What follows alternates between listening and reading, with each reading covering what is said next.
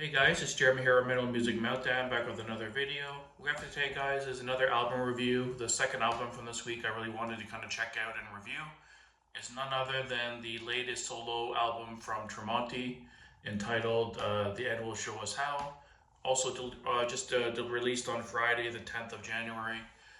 This is his sixth solo studio album, following up Marching in Time from 2021. And always loved Tremonti. Really good guitar player, super underrated guitar player in my opinion. He was great in Creed. I actually really enjoy early Creed albums. I don't really care what people think. I know most metalheads think it's a joke with how Creed was, but I really enjoyed the band, and a big part of that was Tremonti's guitar playing. So I wanted to check out his latest solo album and see what he's been doing.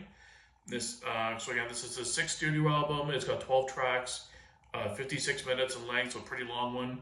And yeah, pretty good album. I really enjoyed the listen. It's like a late 90s, kind of 2000 alternative kind of vibe to it. Super crunchy riffs in a lot of the songs, but his vocals kind of stay more soft, kind of soft and mellow sounding. He does have a really good vocal. He can sing for sure. If you ever seen his YouTube clip where he does the Frank Sinatra covers, really good vocalist. And a lot of this music sounds very similar to Alter Bridge. Same level of heaviness, maybe a little bit heavier on some of the songs and the riffs. A little bit heavier of a project overall, but pretty similar sounding still.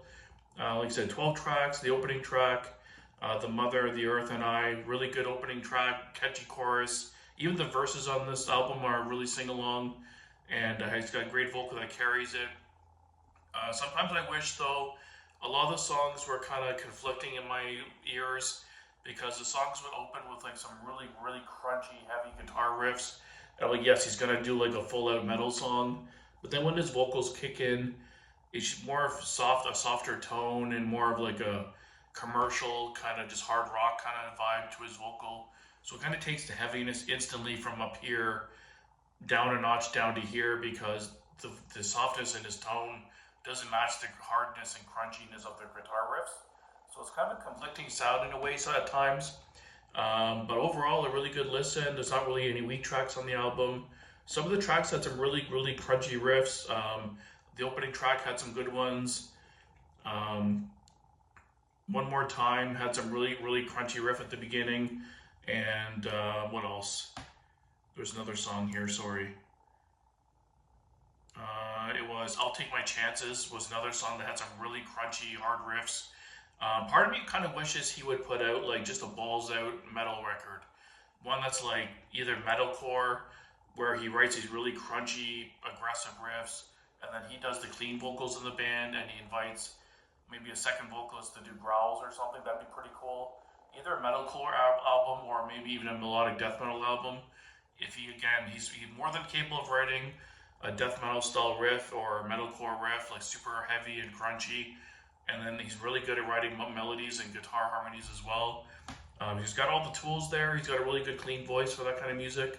I kind of wish he would try doing a project like that, to be honest with you. That's kind of what I kept thinking every time I listened to this album, every time. I'm like, it's nice and heavy, but then the voice makes it sound very commercial, and his infusion of melody in the songs kind of makes it kind of swing more towards the really commercial, kind of hard rock alternative sound. But a really good listen overall still. I'm not knocking it per se, but just kind of the vibe I got from the whole album.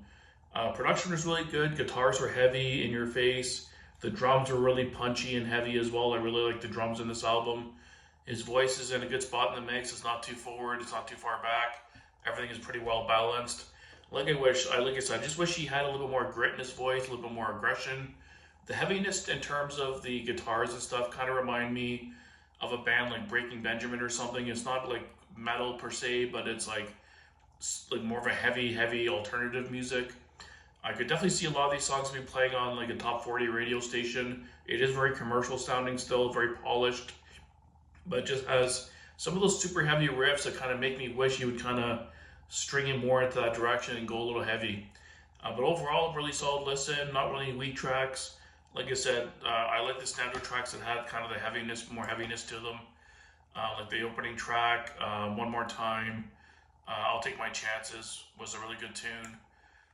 The single, Just Too Much, was really good as well. And the closing track, All the Wicked Things had some heaviness kind of at the end. It kind of built over time. A little bit more of a softer song at the end. Overall, pretty solid album. I'd probably give it a ranking of a solid, I think, 7.25.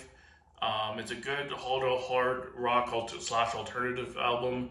But like I said, every time I listen to it, I just wish he would kind of take that big step into the metal world and just make it a balls out metal album.